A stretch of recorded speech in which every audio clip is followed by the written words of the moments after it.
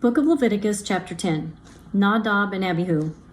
Now Nadab and Abihu, two of Aaron's sons, each took an incense pan. They put fire and incense on them and offered unauthorized fire before the Lord, which he had not commanded them. Then the fire flew out from before the Lord and devoured them, and they died before the Lord. Moses said to Aaron, "When the Lord said, 'I will show that I am holy among those near me, and before all the people I will manifest my glorious presence,' this is what he meant, but Aaron was silent."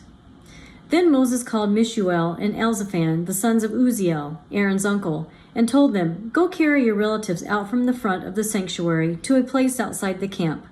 So they went forward and carried Nadab and Abihu out by their tunics to a place outside the camp, just as Moses had ordered.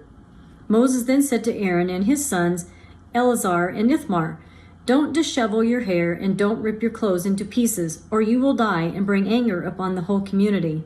Your family, all of Israel's house, will mourn the burning the Lord has done.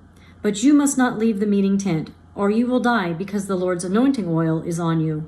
So they did what Moses ordered. Priestly drinking and eating. The Lord said to Aaron, "Both you and your sons must not drink wine or beer when you enter the meeting tent so that you don't die.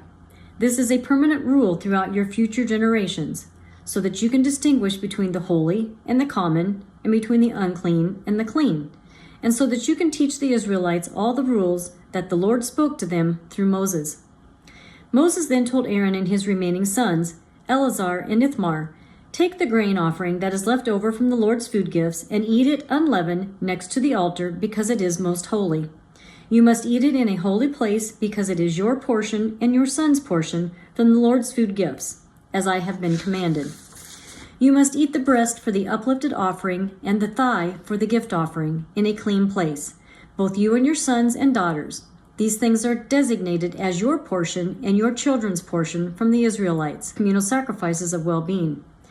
The Israelites must bring the thigh for the gift and the breast for the uplifted offering, along with the food gifts of the fat pieces, to be lifted up as an uplifted offering before the Lord. These will belong to both you and your children as a permanent portion, just as the Lord has commanded." Then Moses asked about the male goat for the purification offering and discovered that it had already been burned. He was angry with Eleazar and Ithamar, Aaron's remaining sons, and asked, "Why didn't you eat the purification offering in the holy area? It's most holy, and it was assigned to you for bearing the community's punishment by making reconciliation for them before the Lord.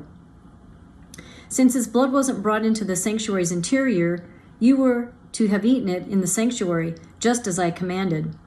"Look," Aaron said to Moses, "today they offered their purification offerings and their entirely burned offerings before the Lord, but these things still happen to me. Would the Lord have approved if I had eaten a purification offering today?" When Moses heard that, he approved.